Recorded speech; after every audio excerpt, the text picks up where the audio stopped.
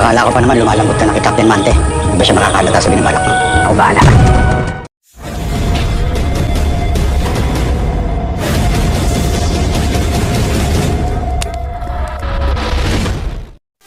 Habang naghihintay nga itong si Fernando Mante sa isang silid na ibinigay sa kanya ng mga tauhan nitong si Enrique Vera, ay nainip ito kaya naglakad-lakad dito. Pero laking gulat nito na habang naglalakad dito ay nakakita siya ng isang butas at sinilip niya ang butas na ito at nakita niya ang napakaraming pera at mga taong armado na nagkakarga ng maraming box sa isang sasakyan.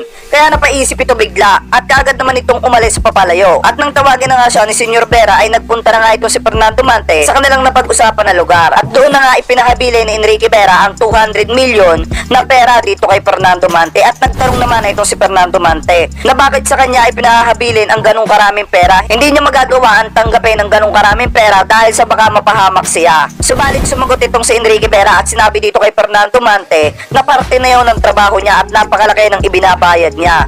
Napakainit ng mga mata ng otoridad dito kay Enrique Vera kaya kailangan niyang ipahabilin ang pera dito kay Fernando Mante at sa kanya na daw kukuhanin ito kapag ka naging okay na ang lahat. At sa sinabing yon ni Enrique Vera ay patuloy pa rin ang pagtanggi nitong si Fernando Mante. Pero sinabi ni Enrique Vera na gawin lamang nitong si Fernando Mante ang lahat ng kanyang ipinag-uutos para hindi mapahamak ang pamilya nito. At agad naman sumang-ayon itong si Fernando Mante na napipilitan dito kay Enrique Vera. Sa kabilang banda naman pupunta naman tayo sa nangyayari sa buhay ng Task Force Aguila dito sa pamilya Mante. Habang itong si Cardo Dalisay at si Audrey ay pinapakain na itong si Lolo Delpin, ay sinabi naman ni Audrey na kaya na niyang pakainin at asikasuhin na itong si Lolo Delpin. At pumunta na itong si Cardo Dalisay sa pinag-uusapan ng kanyang mga kasamahan. At kaagad naman pumunta itong si Cardo Dalisay. At sinabi ng mga kasamahan ni Cardo Dalisay na may sasabihin itong si Captain Liamante. At doon na nga nagsabi itong si Captain Liamante na kailangan niya nang bumalik ng kanilang opisina para makapag-report at hindi siya paghinalaan. Dahil kapag hindi siya nakapag-report agad ay paghihinalaan siya at posibilidad na mapahamak pa ang pamilya nito at ang mga kasama nito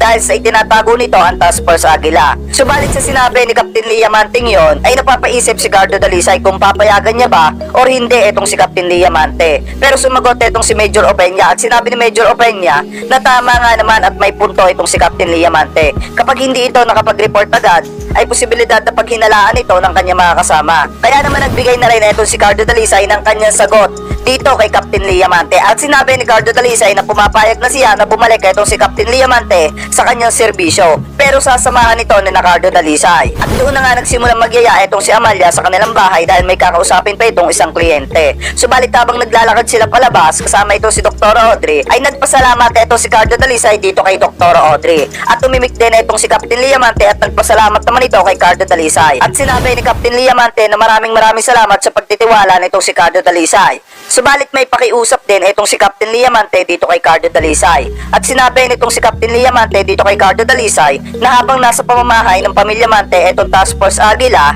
ay wala muna itong gagalawin ng mga member ng Black Ops dahil ayaw ni Captain Liamante na dumating ang panahon na mamimili siya kung sino ang kanyang kakampihan at hindi.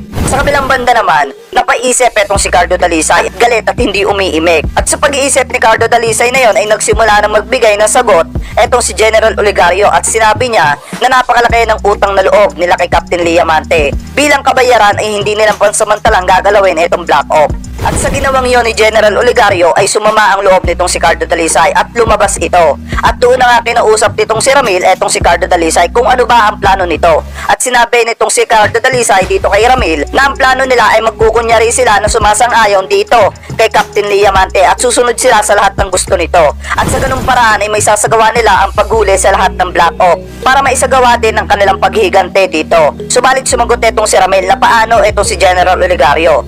At muling sumagot etong si Cardo Dalisay dito kay Ramil at sinabing hindi nila ipapaalam dito kay General Olegario. At habang nag-uusap nga itong si General Olegario ay bumalik na itong si Cardo Dalisay at kinausap itong si General Olegario at humingi ng pasensya itong si General Olegario at sumang-ayon na lamang itong si Cardo Dalisay dahil sa may plano sila. Sa kabilang banda naman, habang etong si Captain Liamante at etong si Audrey ay nag-uusap ay pinipilit ni Audrey na sabihin ni Captain Liamante ang katotohanan dito kay Cardo Dalisay. Subalit sinagot ito ni Captain Liamante at sinabi kay Dr. Audrey na hindi niya magagawa na sabihin ang katotohanan kay Cardo Dalisay dahil sa ayaw niyang mapahamak itong si Albert at ang mga kasama nito. Subalit muling sumagot itong si Audrey dito kay Captain Liamante at sinabi ni Audrey na kapatid niya si Captain Liamante at ayaw niyang dumating sa punto na sinisisi siya ng paulit-ulit na mga kasamahan itong si Cardo Dalisay at itong si Cardo Dalisay. At sinabi din ni Audrey dito kay Captain Liamante na nakausap niya si Cardo Dalisay at nakita niya kung gaano kabuting tao itong si Cardo Dalisay. At nagtanong din itong si Audrey dito kay Captain Liamante na kung nakita din ba ni Captain Liamante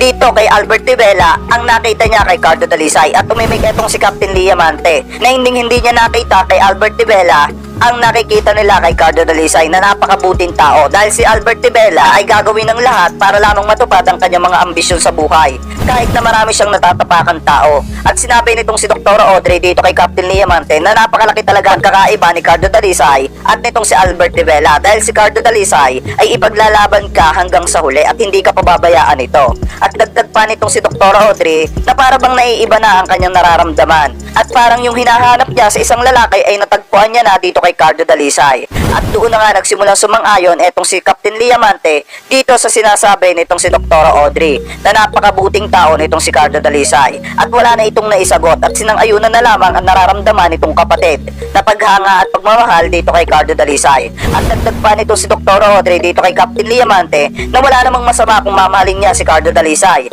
dahil unang-una ay wala na ang asawa nito at patay na ang anak nito. Subalit sinagot ni Captain Liamante ang sinasabi nito si Audrey na wala naman talagang masama kung humahanga ito kay Cardo Dalisay. Sa kabilang banda naman, pumunta naman tayo sa nangyayari sa palasyo. Galit na galit itong si Arturo Padua dito kay Renato Hipolito dahil biglang may lumabas sa news feed ng pamahalaan na nabuksan na ang iba't ibang sangay ng transportation sa iba't ibang bansa. At labis na ikinagulat ito ni Arturo Padua at sinabi na bakit hindi siya na-inform. Ay siya naman ang sekretary ng presidente. At sinabi nitong si Renato Hipolito dito kay Arturo Padua na hindi na siya kailangan dahil siya na ang bagong sekretary nitong presidente ng Pilipinas. Nalabis namang ikinagalit nitong si Arturo Padua. Sa kabilang banda naman, pumunta naman tayo dito kay Lito Balmoria. Galit na galit nga itong si Lito Balmoria at gustong-gusto nga nito na mapatay si Enrique Vera at ang mga kaaway nito para mabawi ang kanyang pag-aari. Dahil hindi na niya masikmura at hindi na niya kaya na nakikita na siya dito kay Lily. Dahil sa alam niya na pwede siyang gamitin ni Lily anytime. Dahil nakatira ito dito. Sa inyong palagay, sasabihin na ba ni Captain Liamante ang kanyang itinatagong sikreto dito kay Cardo Dalisay? Magagalit kaya si Captain Liamante sa Task Force Aguila kapag nabalitaan niya na wala na si Ponce at saka itong si Villar? Sasabihin kaya ni Dr. Audrey kay Cardo Dalisay ang sikreto nitong si Captain Liamante na hindi ito ang nakapatay kay Aliana kung hindi itong si Albert Tibela? Well, yan yung kapanapanabik na dapat nating antabayaran sa ang probinsyano. At kung ikaw ay may komento at gustong sabihin sa video na ito, ay maaaring i-comment nyo na lamang po sa ating comment section. At huwag nyo na rin pong kalimutang mag-like, share, and mag-subscribe. Hit nyo na rin po yung notification bell para lagi kayong updated sa panibago nating upload. Isang like at isang subscribe na lamang po sapat na. Maraming salamat po.